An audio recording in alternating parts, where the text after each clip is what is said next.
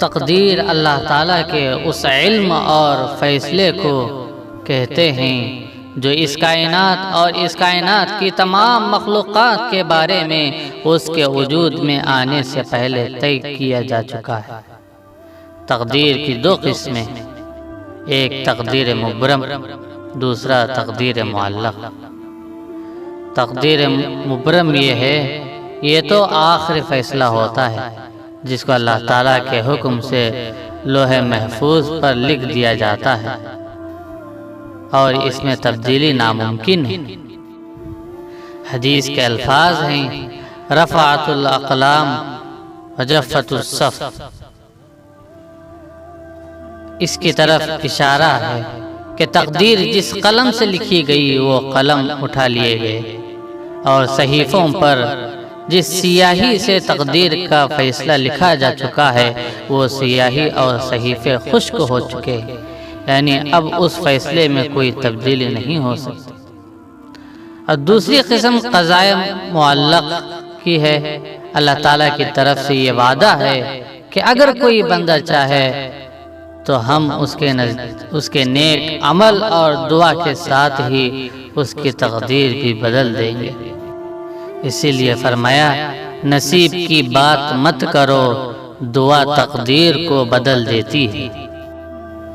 اس بات کو بھی یاد رکھو کہ اگر کوئی چیز تقدیر میں نہیں بھی لکھی تو پھر بھی دعا ضرور کرنا چاہیے، کیونکہ تقدیر کے سامنے ہم بے بس ہیں، تقدیر لکھنے والا تو بے بس نہیں ہے۔ انسان دنیا میں جو کچھ بھی کرتا ہے یا کرے گا، خواہ اس کا تعلق تقدیر مبرم سے ہو یا تقدیر معلق سے ہو، وہ سب اللہ تعالیٰ کے علم اور تقدیر میں ہے۔ اللہ تعالیٰ سے مخفی کچھ بھی نہیں ہے اور تقدیر سے مفرع بھی نہیں ہے، لیکن انسان مجبور اور بے بس بھی نہیں ہے۔ اس لیے کوشش اور اچھی تدبیر اختیار کرنے کے ہم مکلف ہیں۔ اللہ تعالیٰ نے اپنی مرضی سے انسان کو عمل کا اختیار دیا اور اس اختیاری عمل کا وہ اللہ کے سامنے جواب دہ ہے۔ رہی یہ بات کہ انسان کی زندگی سے متعلق ہر چیز کی تفصیل اور اس کی زندگی کا ایک ایک لمحہ لکھا ہوا ہے اور اس کی کیفیت کیا ہے، یہ ایک راز ہے جس کی تہ میں گھسنے کی کوشش خود کو تھکانے اور عاجز کرنے کے سوا کچھ نہیں ہے۔ ہم اس کے مکلف ہیں کہ ہم ایمان رکھیں کہ جو کچھ بھی خیر یا شر ہے وہ سب اللہ کے علم میں ہے اور تقدیر سب اللہ تعالیٰ کی طرف سے ہے، اور مسلسل اعمال اور اصلاح اعمال میں لگے رہیں، کیونکہ تقدیر پر ہمارا ایمان ہے۔ حضرت جابر رضی اللہ تعالیٰ عنہ فرماتے ہیں کہ اللہ کے نبی علیہ السلام نے فرمایا کہ تم میں سے کوئی شخص اس وقت تک مومن نہیں ہو سکتا جب تک تقدیر پر ایمان نہ لائے، چاہے وہ اچھی ہو یا بری، یہاں تک کہ یقین کر لے جو بات واقع ہونے والی ہے وہ کبھی ہٹنے والی نہیں ہے، اور جو بات اس سے ہٹنے والی تھی وہ اس پر کبھی واقع نہیں ہو سکتی۔ یہ ہمارا ایمان اور عقیدہ ہے۔ ایک بات یاد رکھو کہ تقدیر برحق ہے اور اس کو ماننا شرط ایمان ہے، لیکن تقدیر کا مسئلہ بے حد نازک اور باریک، کیونکہ تقدیر اللہ تعالیٰ کی صفت اور آدمی صفات الہیہ کا پورا احاطہ نہیں کر سکتا۔ بس اتنا عقیدہ رکھا جائے کہ دنیا میں جو کچھ بھی ہو رہا ہے اللہ تعالیٰ کو پہلے سے اس کا علم تھا اور اللہ تعالیٰ نے اس کو پہلے سے لوح محفوظ میں لکھ رکھا تھا۔ وہ شخص کامیاب نہیں ہو سکتا جس میں ناکامی کا خوف کامیابی کی چاہت سے زیادہ ہو۔ حضرت علی رضی اللہ تعالیٰ عنہ سے کسی شخص نے تقدیر کے بارے میں سوال کیا تو آپ رضی اللہ عنہ نے فرمایا یہ اندھیری راہ ہے، اس پر مت چلو۔ اس شخص نے دوبارہ سوال کیا تو فرمایا گہرا سمندر ہے، اس میں مت داخل ہو۔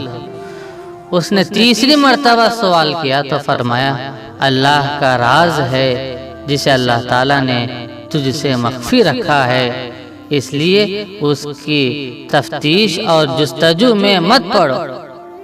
حدیث میں ہے کہ اللہ کے نبی علیہ السلام نے تقدیر کا ذکر کرتے ہوئے فرمایا، جس کا خلاصہ یہ ہے کہ انسان کی تقدیر بالآخر اس پر غالب آتی ہے۔ تو صحابہ کرام رضی اللہ عنہم نے فرمایا حضور صلی اللہ علیہ وسلم پھر عمل کی کیا ضرورت ہے؟ پھر تو ہم تقدیر پر ہی بھروسہ اور تکیہ نہ کریں۔ اللہ کے نبی علیہ السلام نے فرمایا نہیں، عمل کرتے رہو، کیونکہ ہر ایک کے لیے وہ راستہ اور طریقہ آسان کر دیا جاتا ہے جس کے لیے وہ پیدا کیا گیا، یعنی مسلسل نیک عمل کیے جاؤ۔